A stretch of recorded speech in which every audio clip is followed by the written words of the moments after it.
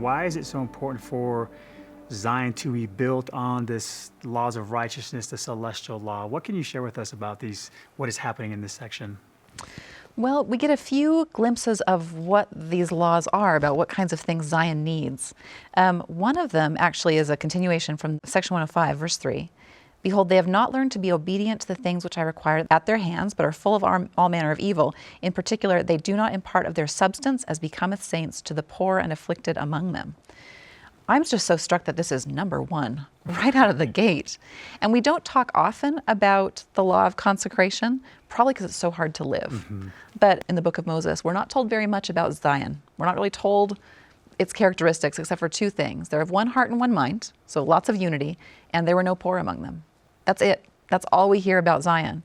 And in the Doctrine and Covenants as well, the picture of Zion we get is mostly you got to stop fighting amongst yourselves and amongst your neighbors. And also, you really should do better taking care of the poor. So that's one of them. Another one that's really meaningful to me comes in verse 14 of section 105.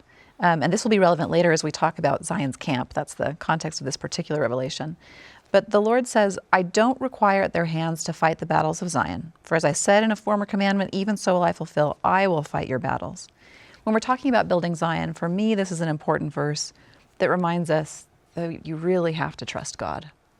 We need to remember that this is the Lord's work. He will fight his battles. He will carry it off triumphant. We know that.